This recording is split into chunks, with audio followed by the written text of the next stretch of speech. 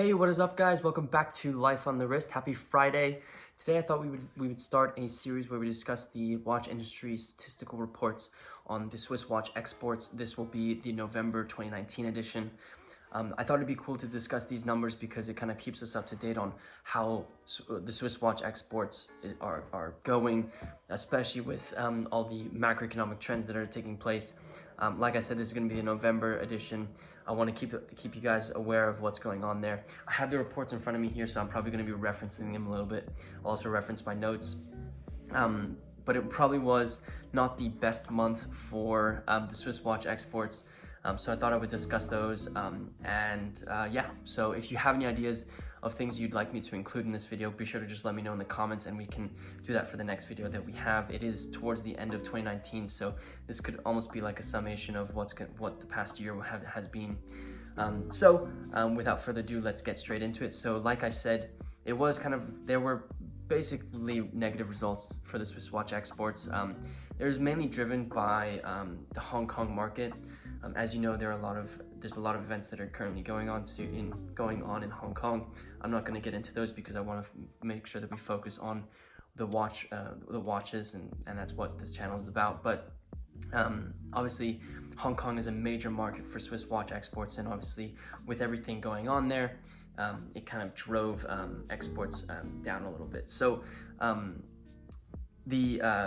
like I said, there was about 2 million down. There were the total exports was almost about 2 billion Swiss francs worth of exports, which is actually down about 3.5% compared to November of 2018. So just on a yearly basis, it was slightly down. So that's the first thing to keep in mind. Swiss watch exports were down slightly. For some reason, my computer's being weird. Then kind of the next thing that I thought was interesting is there was actually an extremely sharp decline in watches that cost under 3,000 Swiss francs in both exports and also in the value that were set on those watches. Watches that were over 3,000 Swiss francs actually were stable. The amount that were exported was stable and actually rose in value by about 2%. I'll be sure to put up some of these graphs on what I'm speaking about, but you can see all of the section on the left where it discusses watches under 200 francs went down by almost 20% in units and almost 16% in value. So a huge decrease in that category. Between 200 and 500 Swiss francs, down about 12% in units and 13% in value. And then between 500 and 3,000 Swiss francs, down 16% in units and down 10% in value. So, I mean, that's quite crazy to think about. And then, as you can see on the far right-hand side, you can see units were down for watches over 3,000 Swiss francs by about 0.4% and then up about 2% in value. So in total, you can see 16% down in units and about 2.5% down in value. So overall, the Swiss watches decreased in value and units definitely came down. This is, I think, one of the most important graphs that we can actually look at.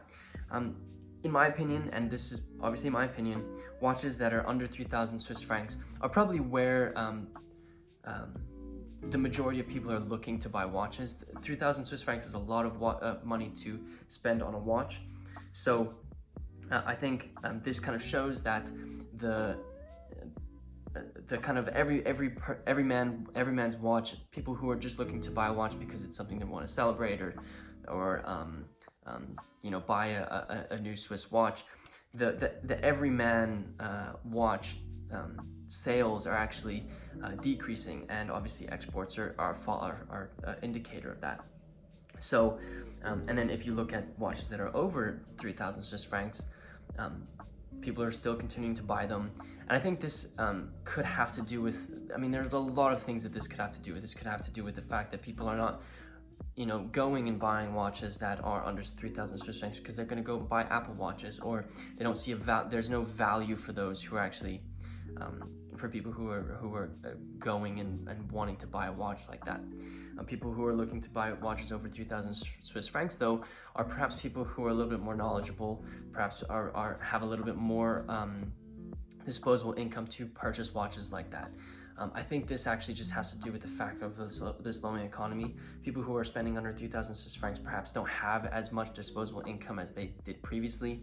Those who, this year's become, economically speaking, markets have tightened a little bit. People are tightening their belts a little bit and not spending as much as perhaps they used to.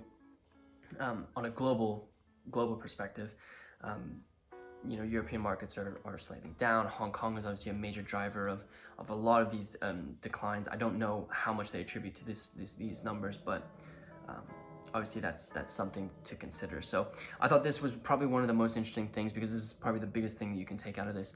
Sub $3,000, people are not spending the money to purchase watches there. People who are still very interested in perhaps a little bit more high-end watches are still purchasing them, but that's because they have a passion for them. So, and perhaps they have a little bit more disposable income. So that was one of the interesting graphs.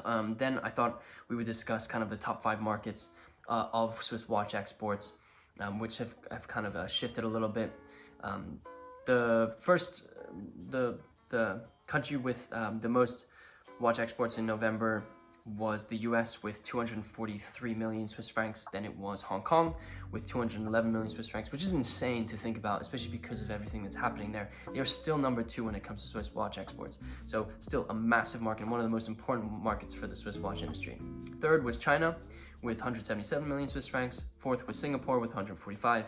And then fifth was Japan with 140. So 4 out of the 5 4 out of the top 5 were in Asia. So again, if you didn't think Asia was a huge market for Swiss watch exports, this kind of proves you wrong completely. So Asia is still a huge driver when it comes to where watches are being exported to and where watches are being sold. I thought I would also compare this to the year. So the top 5 countries of Swiss watch exports. The first is Hong Kong with 2.5 billion Swiss francs. The second was the US with 2.2 billion. Third, China with 1.8 billion. Fourth is Japan with 1.5, and then the fifth was the United Kingdom with 1.3. So again, 3 out of the 5 are in Asia, again leading the way when it comes to Swiss watch exports. So really, anything that happens, any macroeconomic trend or political issues or anything like that can really have an impact on Swiss watch exports. I'm not sure about the numbers of what Swiss watch exports contributes to the Swiss GDP, but it's something that should probably be considered. Being that Asia is such an influential part when it comes to Swiss watch exports, if something happens in Asia, it's probably going to end up affecting Switzerland quite heavily. So I thought these were very interesting. I think the major point that I want you to take away from this video is definitely about the wristwatches by price category. Sub $3,000, people are not really purchasing, and actually those watches are going down in value. I think it might have to do with the fact that people don't have as much disposable income as they used to, as well as the fact that perhaps there are alternatives to buying watches that are under 3,000 Swiss francs. Watches that are over 3,000 Swiss francs have remained just about stable when it comes to how many units they were selling, but have gone up in value slightly. So if this is any kind of indication of the way in which you should be buying watches, perhaps look for watches that are a little bit more expensive. People are a little bit more inclined to buy watches that are a little bit more expensive because it isn't as comparable to other alternatives that someone could buy when it comes to a watch on your wrist. Also, another point that I want to make very, very clear is the impact of the issues that are going on in Hong Kong.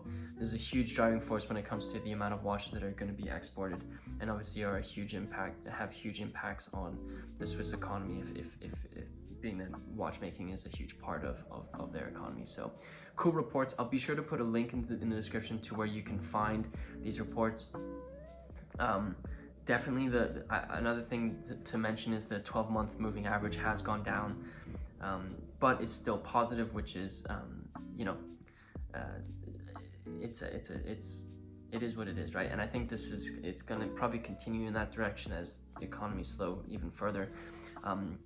So the December 2019 report only is going to be released at the end of January, so we're going to have a huge hiatus when I end up discussing that video. So I'm discussing this month's numbers. It'll be interesting to see what happens with this Christmas rally or Santa rally. We'll see what happens with that, but I think this was a fun video for me to make. I'll be sure to kind of put a little bit more detail into the post that I put on the website, where you can kind of see these graphs a little better. And I'll be sure to put these graphs as well on the in this video. So thanks for watching this video, guys. I hope you enjoyed it. If you have any suggestions on the ways in which you could do it, this was the first kind of time I discussed the statistics report, so be nice in the comment section. And also, if you've made it this far and you haven't already, be sure to hit that like button. It really does help us out. Also, be sure to hit the subscribe button. And with that said, guys, I hope you enjoyed this video, and until next time.